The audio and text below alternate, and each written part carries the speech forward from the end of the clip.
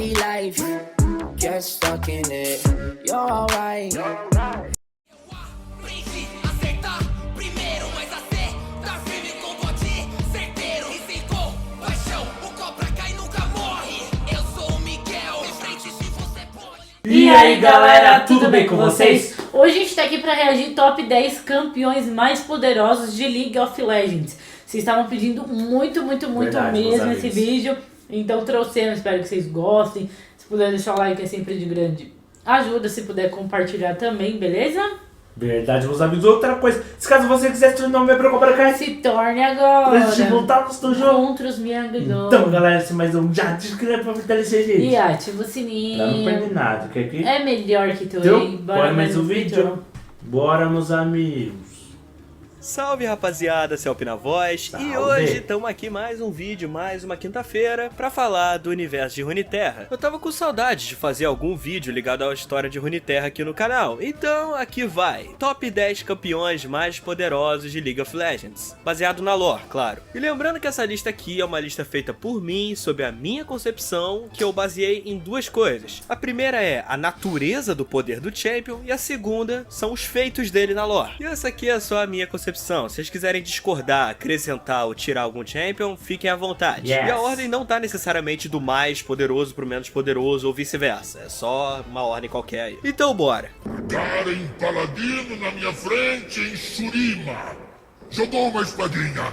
Jogou outra espadinha. Começando pelo nosso homem geladeira, o Sr. Xerath, também conhecido como Xerath ou Brastemp. Quem é Xerath? Xerath é um maguinho lixeira com um range desgraçado que fica lá da puta que pariu te tacando skill, além de ser um boneco meio scriptado, às vezes é impossível desviar das skills dessa porra. Xerath nasceu em Shurima e, originalmente, ele era um escravo. Ele conheceu o Azir ainda quando os dois eram moleques, e desde então ele começou a servir a família real de Shurima, até o dia em que o seu grande amigo, o Azir, se tornou o imperador, e o Xerath ficou mega feliz, porque ele era um escravo e ele tinha esperança de que o Azir fosse acabar com a escravidão no Império. E aí ele chegou no Azir e falou: ô mano, acaba com a escravidão aí? E o Azir respondeu: amanhã eu faço. Só que o Azir nunca chegou a acabar com a escravidão, e aí o Xerath continuou cutucando ele pra ele fazer o negócio. Até que um dia o Azir ficou puto, os dois tiveram uma discussão feia, e aí o Xerath começou a planejar uma vingancinha ali. O Azir resolveu virar ascendente, e aí quando o cara tava subindo no disco solar, o Xerath empurrou ele. E aí todo o poder do ritual da ascensão foi direcionado pro corpo do Xerath. E aí ele virou esse troço aí, vocês estão vendo. A real é que o Xerath ele não tem corpo, ele é pura energia. E ele ficou tão poderoso, mas tão poderoso, que ele sozinho sentou a porrada no Nasus e no Renekton. Juntos, 2v1. Dois dos ascendentes mais poderosos de Shurima. Eles eram os guardas pessoais do Imperador e o Xerath arrebentou os dois de porrada na maior tranquilidade. Depois ele foi preso numa caverna, ficou uns aninhos lá com o Renekton, saiu e moeu a cara do Nasus de porrada de novo. Eita. Por quê? Porque ele pode. Ninguém consegue bater na geladeira. Xerath é com toda certeza um dos personagens de Runeterra. Eu vou cortar, amputar e mutilar essas suas formas repulsivas. Ainda falando de ascendentes, a gente tem o Aatrox, o mais puto de Runeterra. O Aatrox ele costumava ser um ascendente, só que depois de toda a merda que aconteceu por causa do Xerath, que eu acabei de contar, o disco solar caiu, o Império Shurimani acabou e os ascendentes começaram a brigar entre si. E aí a gente teve os Darkin e entre eles Aatrox. Demônio ou Deus, chame-o como quiser, o Aatrox te arrebenta de qualquer jeito. Quando os ascendentes começaram a brigar entre si, o que resultou na Guerra Darkin, o aspecto do Crepúsculo desceu em Runeterra e falou: não, vocês não vão brigar aqui não. E assim foram criadas as armas Darkin, usadas para aprisionar esses ascendentes caídos, como o Varus, Haast e o próprio Aatrox. Só que o que diferencia o Aatrox dos outros ascendentes é o quão puto ele é. Sempre que algum mortal tenta empunhar a espada onde está presa o Aatrox toma conta do corpo mortal. Só isso já coloca ele bem acima dos irmãos dele, o Varus e o Haast. E o Aatrox, ele é o verdadeiro bom de guerra. Ele cacetou os guerreiros do Tryndamere sem dificuldade nenhuma, ele é gigantesco, é praticamente imortal, e além disso ele não usa um só corpo, ele aprendeu a usar vários corpos diferentes de suas vítimas para moldar a sua forma, ficando maior e mais forte. Mas o que fez o Aatrox estar aqui não é nem só isso, é porque o Aatrox bateu 1v1 com o Pantheon, o aspecto da guerra de Targon. E ele ganhou. Ele não matou só aquela encarnação, aquele hospedeiro do Pantheon. Ele matou o conceito de Pantheon. O Atrox matou a porra do deus da guerra. É descrito na história que o golpe que Atrox deu foi tão forte que arrancou a constelação de Pantheon dos céus. E assim o Celestial, a entidade Pantheon, deixou de existir. E depois ele perdeu pro Atreus, né? Que era só um homem, mas isso aí é outra história. Enfim, esse capeta aqui não é pouca coisa não. Bora pro próximo. Vai dar tudo certo. Não se preocupe, Zoe. Coisas quebram o tempo todo. Tipo, a realidade, os planetas, essas coisas. Zoe, essa menininha aqui, desgraçada, boneca escrota. A gente falou de Atrox, a gente falou de Zeref, agora vamos falar do aspecto do Crepúsculo. Por que a Zoe tá nessa lista? Então, é porque a Zoe, ela é o que acontece quando você dá poderes de Deus pra uma criança. Zoe era uma garotinha comum, ela era uma Lunari e ela era bem nerdeira, ela vivia aprontando todas. Até que um dia o aspecto do Crepúsculo olhou pra ela e falou, gostei de você. Então ele teleportou ela pro topo do Monte Targon e assim Zoe ascendeu, se tornando o aspecto do Crepúsculo.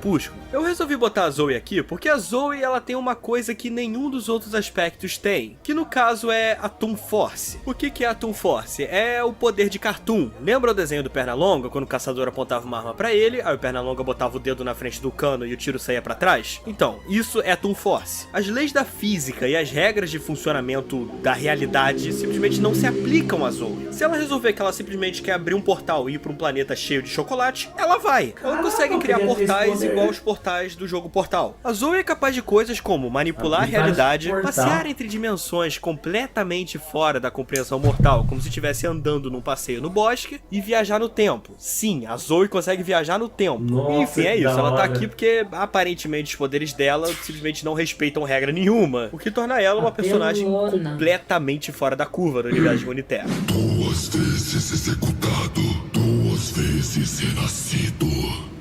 Esse aqui eu pensei bastante antes de colocar, resolvi colocar mesmo assim. Mordekaiser, o Revenant de Ferro, o Imperador da Morte, o Mestre do Metal, o Senhor do Rock. Mordekaiser, ele já foi um homem. Ele era um antigo conquistador que quando morreu foi pro Reino da Morte e ficou chateado porque não tinha nada lá. E aí depois que rolou a Guerra Darkin, o mundo tava um pouquinho cagado, né? Porque uns semideuses aí resolveram se matar. E aí, entre o véu da vida e da morte, o Mordekaiser começou a sussurrar no ouvido de quem tava em Runeterra, falando, me revive aí, mano, eu te dou poder. Um grupo de magos resolveu atender o chamado de Mordekaiser, só que eles não tinham corpo, então tacaram a alma dele numa armadura. Mordekaiser matou os magos, matou todo mundo que encontrava pelo caminho, escravizou a alma de suas vítimas e forjou um império à base de sangue. E ainda torturou o coitado do Veigar, que não tinha nada a ver com a história. E nesse ponto da história, o Mordekaiser era praticamente invencível, não existia arma ou magia que funcionasse contra ele. Além dele ser um colosso de ferro parrudo de 2 metros de altura, ele também era um feiticeiro poderosíssimo. Ele estudou muito sobre a morte, sobre espíritos e sobre os reinos do além. A única forma que encontraram de se livrar dele foi separando a alma da armadura e mandando ele de volta pro reino do além. Só que isso tinha 2 poréns. O primeiro é que ele não morreu. Ele voltou pro reino da morte, só que ele voltou tão poderoso quanto. Ele só, vamos dizer, perdeu o seu corpo aqui no reino físico, mas lá ele continua um problema. Principalmente porque ele já sabia que isso ia acontecer, então ele moldou o reino da morte e forjou um novo império na Terra dos Mortos. E desde então ele fica lá, com seu exército de mortos apenas aumentando, enquanto ele fica sentadinho no troninho de caveira dele, reunindo mais e mais poder. Enquanto isso, a LeBlanc fez todo mundo esquecer da existência de Mordekaiser, enquanto ela fica se cagando de medo, porque se o Mordekaiser resolver voltar, ninguém sabe como pará-lo, já que ele aparentemente não tem fraquezas.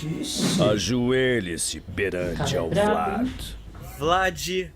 Ajoelhe-se O Vlad, ele é um caso interessante, porque o que torna o Vlad tão poderoso é a natureza do poder dele, o tipo de magia que ele usa, que no caso é hemomancia, magia de sangue. Que além de ser um tipo de magia muito apelona, o Vlad, ele é um mestre nisso. O cara é tão bom que ele consegue tirar sangue de pedra. De acordo com as lendas, o Vlad, ele era um príncipe de um antigo reino que foi ameaçado pelos Darkin. Então, o pai dele, que no caso seria o rei, ofereceu o Vlad forjar um dos Darkin como refém em troca da segurança do reino. O Vlad ele virou um servo desse Darkin e ele foi o primeiro humano autorizado a estudar magia de sangue. E o seu poder ele só foi crescendo e crescendo, porque ele foi masterizando cada vez mais essa magia, até que ele virou quase que um Darkin em miniatura. E de acordo ainda com a lenda de Vladimir, teria sido o próprio Vlad que matou seu antigo mestre e absorveu o poder do Darkin, se tornando praticamente imortal. E ele fez isso várias e várias vezes, com várias pessoas diferentes. Então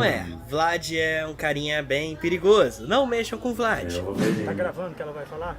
Vai. Os observadores retornarão. Ih, a vovozinha já tá ficando gaga, rapaziada. Lissandra. Eu digo que Lissandra é provavelmente uma das mortais mais poderosas de Runeterra, se é que ela ainda é mortal. Quem é Lissandra? Vamos lá. Há muito tempo atrás, Freljord era um lugar sem lei, era um lugar selvagem, muito mais selvagem do que é hoje em dia. As tribos viviam em guerra e todo mundo vivia se matando, até que 3 irmãzinhas, chamadas Lissandra, Avarossa e Serilda, olharam para aquilo e falaram: não, chega disso aqui, vamos botar ordem na casa. Então elas conseguiram unificar Freljord e tornaram aquela terra um lugar mais agradável para se viver. Inclusive o Volibear não gostou, ele chegou na Lissandra e falou: o que você tá fazendo com a minha terra? E aí a Lissandra respondeu: e quem disse que a terra é tua? E aí o Volibear deu uma unhada na cara dela e deixou ela cega. Moral da história, nunca provoque um urso. Enfim, depois de tudo isso, a Lissandra fez um acordo com umas entidades chamadas de Observadores. Os Observadores são criaturas de altíssimo poder, ancestrais oriundas do vazio. Eles estão acima de criaturas como Rek'Sai, Shogat, Kha'Zix e Kog'Maw. Os Observadores são tipo uma alta classe do vazio. E aí a Lissandra fez um acordo com eles e os Observadores falaram: seguinte, a gente vai dar poder pra você e pras suas irmãs, e em troca você prepara o seu mundo aí que a gente vai chegar e vai consumir tudo. E a Lissandra falou: beleza. E aí ela se desentendeu com as 2 irmãs e na hora que as 3 iam brigar, apareceu um observador e saiu matando tudo. A Lissandra olhou e falou: porra, era pegadinha, caralho. Lissandra então, em um ato desesperado, causou um cataclismo de gelo que matou suas irmãs e seus aliados,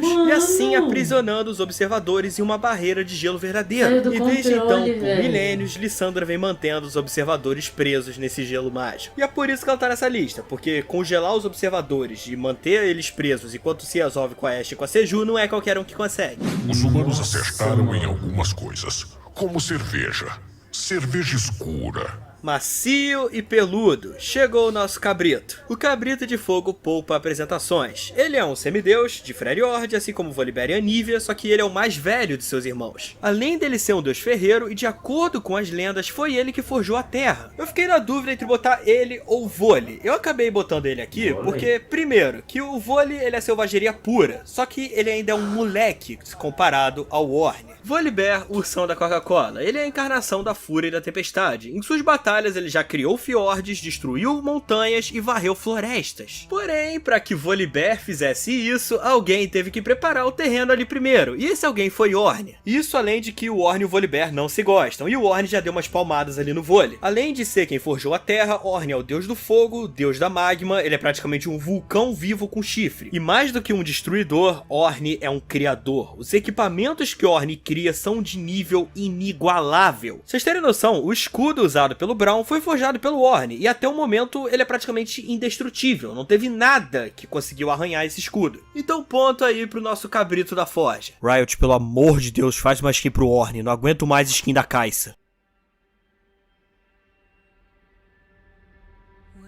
A princípio é só um espantalho, só que na verdade não. Fiddlesticks é um demônio, é um capeta, uma coisa ruim. Só que ele é bem mais poderoso do que outros demônios, como Even, Nocturne e Tankente. O Fiddlesticks, ele é uma criatura ancestral, ele é mais velho do que a própria história. Ele é o demônio primordial do medo, ele se alimenta do medo. Fiddlesticks conhece o medo de todos e de tudo, ele é o terror de todas as criaturas vivas. E o mais macabro dele é que nem ele sabe direito o que ele é. Ele tá aprendendo sobre ele mesmo e sobre o mundo que ele habita. E como é que ele faz isso? Ele vaga por Runeterra se alimentando do medo de todos, se transformando em uma figura macabra e mal formada daqueles que o temem. Todas as regiões de Runeterra conhecem a história do demônio do medo, mesmo que contada em versões diferentes. O poder de criação do Fiddle até o momento não é um negócio surpreendente, o de destruição muito menos. Ele tá aqui porque, né, um monstro que mexe com o medo de todo mundo